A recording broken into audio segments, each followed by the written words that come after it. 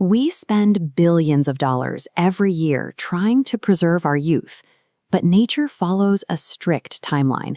Eventually, physical beauty fades, cells break down, and time destroys every living thing. Published in 1609, these opening poems rely on biology to solve aging, urging a young man to have children. But in Sonnet 15, Shakespeare abandons family. Instead, he looks at the entire universe, meditating on mortality and the fragile nature of existence. By breaking down these 14 lines, we can see exactly how Shakespeare meticulously traps the reader in an inescapable cycle of decay before revealing a specific path to immortality.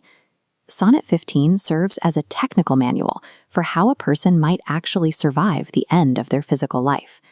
The poem begins with a harsh observation of the natural world. When I consider everything that grows, holds in perfection but a little moment. Perfection is not a permanent state. It is a brief peak before the inevitable decline. This diagram maps Shakespeare's next metaphor. He views the world as a huge stage, reflecting the Renaissance belief that unseen cosmic forces, the stars, secretly dictate the lifespan and fate of everything on it. He then brings that cosmic scale down to earth, stating plainly, I perceive that men as plants increase. Humans grow, flourish, and die under the exact same sky as the vegetation around them. We are, as he writes, chaired and checked by nature. The environment that encourages our growth also strictly limits how long we stay. This creates a tragic irony in what Shakespeare calls youthful sap. The exact moment a human being reaches their absolute peak vitality is the exact moment their decline begins. The observation moves beyond biological death to address a different fear, the prospect of wearing out of memory and being completely erased from existence. Reflecting on this temporary existence drops the poem to an emotional low point. The speaker looks at the young man, and the tone shifts toward the fragile.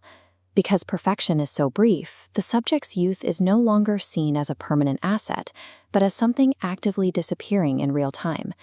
This vulnerability sets up the central conflict, an aggressive battle against two personified enemies, wasteful time and decay. Time and decay become almost like two destructive forces, arguing over who gets to ruin youth first. The phrase sullied night contrasts sharply with the brightness of youth earlier in the poem. Day becomes night, beauty becomes corruption, vitality becomes darkness. By line 12, the situation is presented as an unwinnable war.